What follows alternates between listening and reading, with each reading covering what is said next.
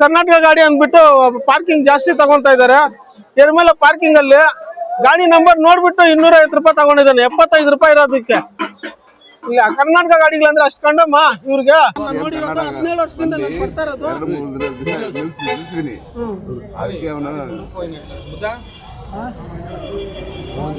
ಯಾವಾಗೂ ಇದೇ ಕೆಲಸ ಮಾಡೋದು ಸರ್. ಏನಿದೆ ತಗೋಬೇಕು ಸರ್. ನಾವು ಕಷ್ಟ ಬೀಳೋದಕ್ಕೆ ಬರೋದು ಸರ್. ನಿದ್ದೆ ಕೆಟ್ಟು ಅಲ್ಲ ಅವ್ರಿಗೆ ಹೇಳಿದ್ದೀನಿ ನಾನು ಸರ್. ನಿಮ್ಗೆ ಎಕ್ಸ್ಟ್ರಾ ಬೇಕಾ? ಎಕ್ಸ್ಟ್ರಾ ಬೇಕಾದ್ರೆ ಹೌದು ಸರ್.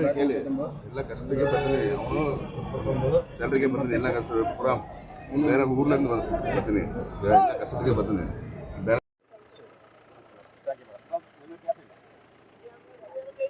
ಸರಿ ಮೇಡಮ್.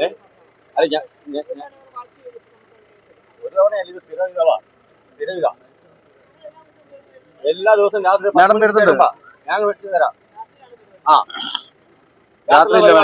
രാത്രി കംപ്ലൈന്റ് ഇല്ല. ഇതിപ്പോ രാവിലെ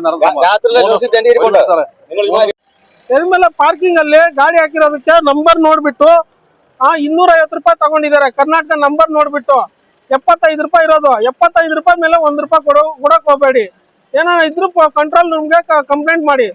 ಯಾವುದೇ ಆಗ್ಲಿ ಇದ್ ಮಾಡಕ್ ಹೋಗ್ಬೇಡಿ. ಕಂಪ್ಲೇಂಟ್ ಮಾಡಿದಕ್ಕೆ ಎಲ್ಲ ಬಂದು ಮಾತಾಡಿ ಇದ್ ಮಾಡಿದ್ದಾರೆ. 75 ರೂಪಾಯಿ ಇರೋದು 250 ರೂಪಾಯಿ ತಗೊಂತಾರೆ ಪಾರ್ಕಿಂಗ್ ಅಲ್ಲಿ.